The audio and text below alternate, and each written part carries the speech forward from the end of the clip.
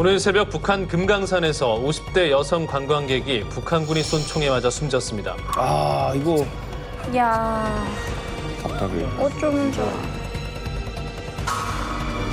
2008년 7월 11일. 엄마나.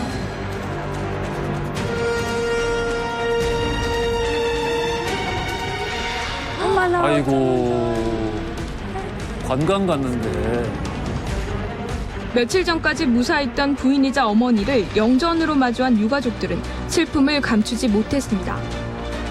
유혹들이 좀 속 시원히 풀어지고 했으면 좋겠습니다. 좋겠어서 뭐 가시는 분한테 뭐 평화에 좀 잠길 수 있게끔 그렇게. 아 비극적인 일입니다. 네, 정말 뭐 예상을 할 수 없는 일이 벌어졌습니다. 진짜 어떻게 이 일이 있어도 이런 일이 있을까 싶은 정도의 일이 터졌어요. 그러니까 금강산에서 우리 관광객이 총에 맞아서 피격돼서 사망했다. 이런 일이 있었어요. 어떤 일인지 한번 살펴보죠. 2008년이었습니다. 50대 한 주부, 이름은 다들 아시다시피 박광자 씨였습니다. 전업주부였는데 4명의 친구와 함께 2박 3일 일정으로 여행을 떠나자. 이제 50대 주부가 집안일을 내려놓고 친구들과 함께 좀 리프레시하는 정말로 좋은 기회였던 거죠. 그래서 여행지를 골랐는데 바로 금강산이었습니다. 이 주부가 집안일 휴업을 선언하면서까지 야심차게 친구들과 함께 모처럼 떠나기로 했던 건 그녀의 생일이었기 때문이죠. 고심 끝에 금강산을 선택했고 2008년 7월 9일 수요일이었습니다. 이제 막 군에서 제대한 대학생 아들이 있었습니다. 네. 그래서 아들에게 이렇게 얘기합니다. 엄마가 금요일 저녁 6시까지 올 테니까 엄마 없는 동안 밥 잘 챙겨 먹어. 라면 끓여 먹지 말고.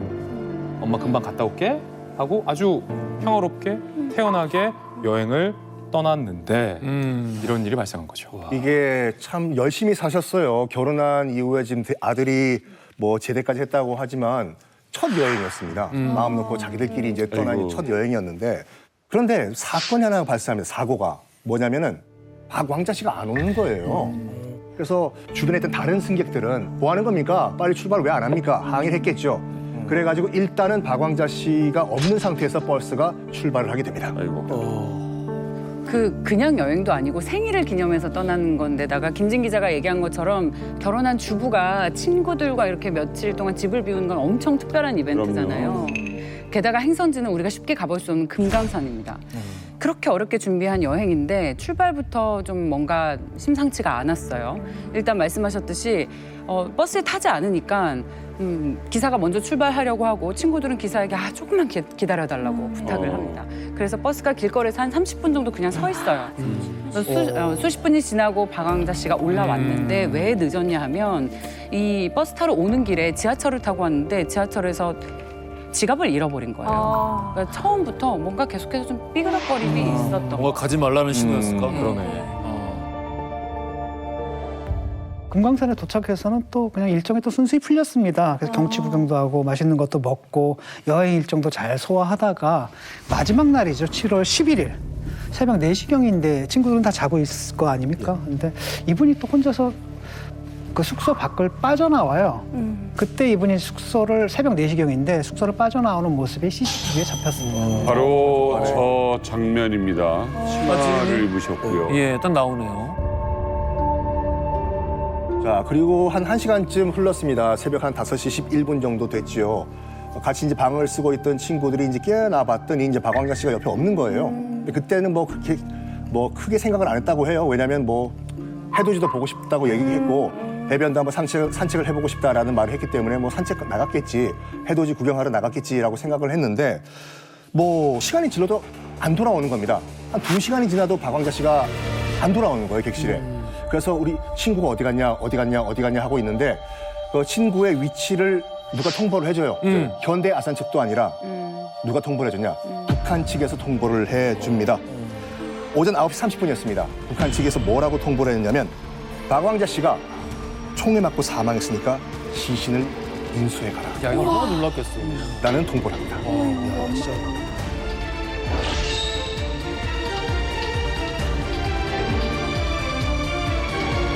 금강산을 비롯해서 개성공단은 남북한 화해협력의 중심지, 그 상징성이 있는 곳이었는데 오히려 이제는 피살 사건을 계기로 남북 경색의 증거물이 된 거예요.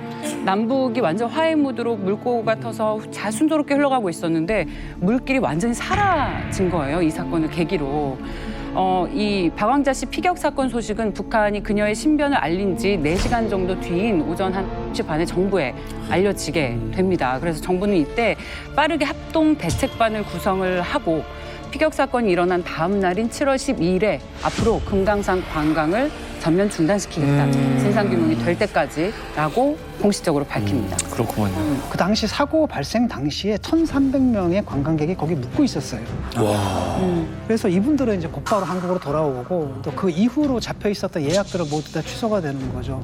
그래도 그럴 만한 게 이게 상상할 수 있는 일입니까? 관광을 갔는데 뭐 다른 안전사고도 아니라 총에 맞아 죽었고 말도 안 되는 거예요. 한 사람한테 일어날 수 있는 이 사건이라면 다른 모든 사람들한테도 일어날 수 있는 거잖아요. 그래서 결국은 이때 그 우리 정부에서는 이제 하루 만에 그 중단을 시키고 모두 다 관광객들을 철수시켰는데 그 당시에 이제 우리한테 주는 충격이 그만큼 컸다는 거죠.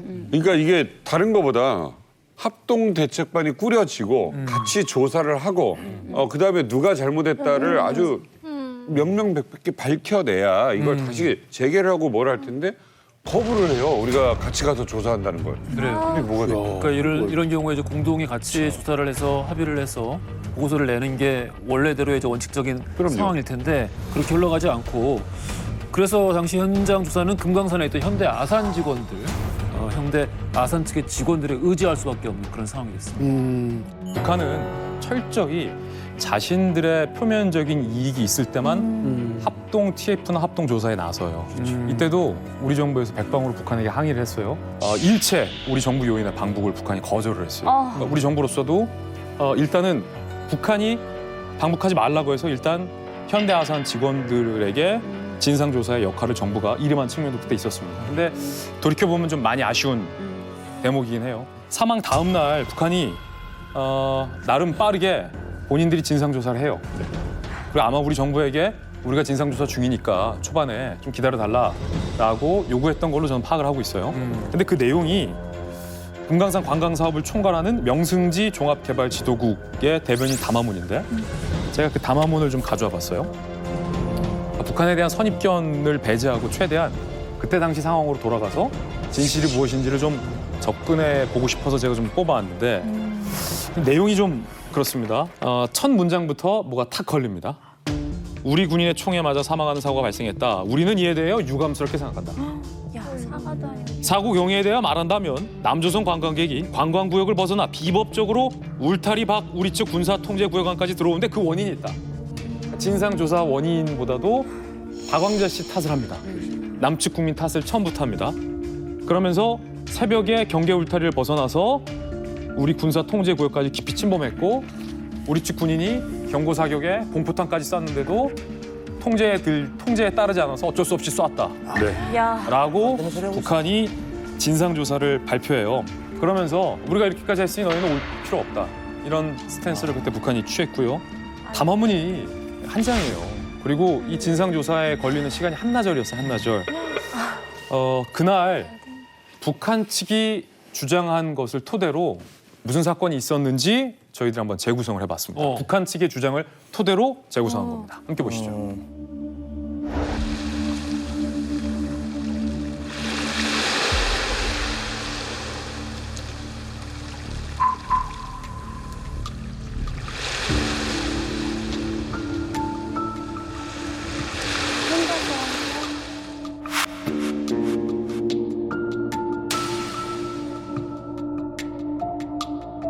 거기 통제구역이 있는지도 몰랐을 거잖아.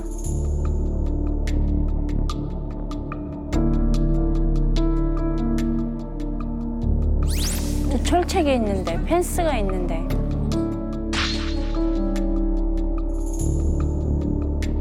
이미 펜스를 어떻게 넘어? 이거를 어떻게 넘어? 말도 안 돼.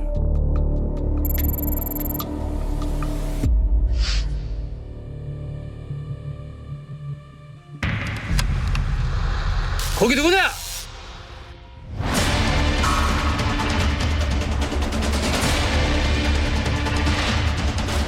뭐 아줌마 이게 누구냐? 군대 갔다 온 것도 아니고 모르지. 그렇게 얘기하면. 그건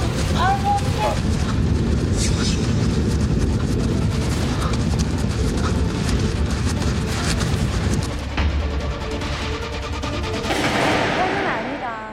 되돌아가는 사람을 야, 쏜다. 저러고 들어왔다는 거 알잖아.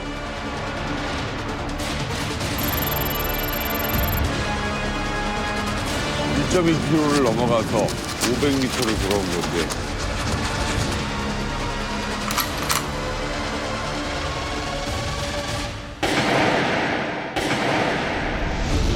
세 발을 쏴요.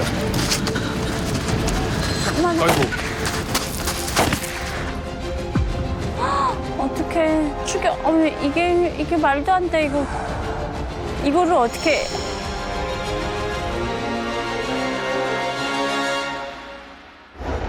네.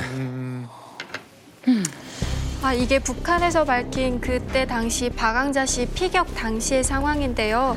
담화문 맨 끝에 보면 북한의 입장이 매우 충격적이에요. 애초에 박왕자 씨가 관광구역을 벗어나서 군사 통제구역에 들어왔기 때문에 북한에서는 전혀 잘못한 게 없다라는 거죠. 그리고 박왕자 씨에게 북한군이 여러 번 경고를 했음에도 박왕자 씨가 자리에 멈춰서지 않고 도망갔기 때문에 사건의 책임은 전적으로 대한민국에 있다라고 주장하는 거죠. 그리고 마지막에 또 압권인 것은 대한민국에서 진심으로 사과하기 전까지는 대한민국의 그 관광객을 전혀 받지 않겠다고 북한에서 돌연 선언을 하게 됩니다. 대박. 그러니까 가장 안타깝고 화가 나는 건 14년이 흘렀는데도 우리는 지금 제대로 된 진상을 모르고 그들이 내용 만들어준 대로 통보한 거 그대로를 가지고 추측할 수밖에 없다는 게 가장 안타까운 겁니다. 그러니까 우리 보통 일반적인 범죄 현장에서도 초동 조사가 가장 중요하지 않습니까? 네. 그거가 자체가 우리는 불가능했던 거죠. 그래서 오늘 우리의 이만갑에서는 지금까지 공개가 된 사실들을 바탕으로 박왕자 피격 사건 이 진실에 최대한 가까이 다가가 보려고 합니다. 오늘 의혹들을 짚어보면서 그날의 진실은 과연 무엇이었는지 들어가 보겠습니다.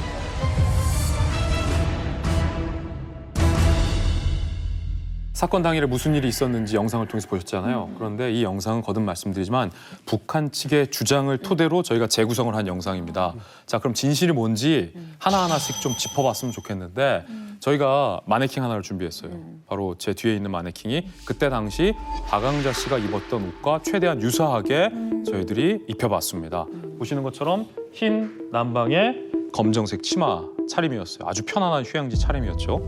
그런데 아까 북한 측에서 밝힌 영상을 보면서 좀 뭔가 이상하다는 거를 느끼시지 않으셨나요? 여기 계신 분들 포함해서 시청자 여러분도 좀 느끼셨을 것 같습니다.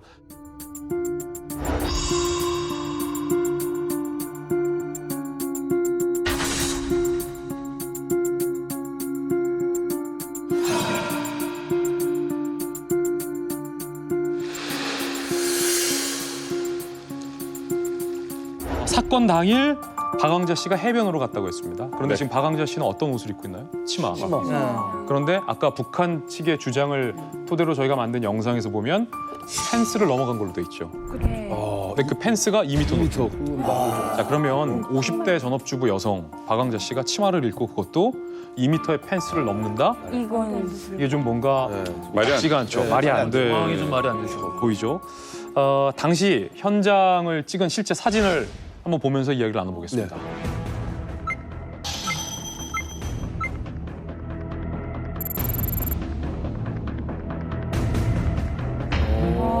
네. 저거 꽤 얘기하는 넘네. 저거를 넘는다. 자, 실제 북한 군사 통제 구역 경계에는 높이 2m의 펜스가 쳐져 있던 상황이에요. 예, 그리고 당시 북한 측이 밝힌 지점을 한번 보면 이 부분이 이제 비치 호텔, 당시 박왕자 씨가 묵고 있었던 숙소였고 금강산 해수욕장이 1.1km 정도 쫙 해변이 펼쳐져 있습니다. 2m. 그리고 2m의 철제 펜스가 있었고 북한 측 주장은 여기를 지나서 오. 이제 뭐야? 북측 초소 가까이까지 왔다가 500m를 뛰어서 도주를 했다라는 게 북한 측 설명인 겁니다. 안 된다. 2km를 걸어갔다는 얘기도 그러고요. 자, 현장 사진을 다시 보면 2m의 펜스를 여성이 치마를 입고 넘을 수는 없고 그렇죠. 그 옆에 한번 표시한 사진 한번 보시겠어요? 언덕. 모래를 모래 언덕? 네. 1에서 2m 정도의 모래 언덕이 있습니다. 아마 추측키로는 박광자 씨가 펜스가 아니라 저쪽으로 이 그냥 넘어갔겠죠. 해변 쪽으로 갈수록 언덕이 높아지고 펜스 쪽으로 갈수록 언덕이 좀 낮아지죠. 맞아요. 그래서 낮은 쪽으로 그냥 넘어가지 않았을까라는 생각이 들어요.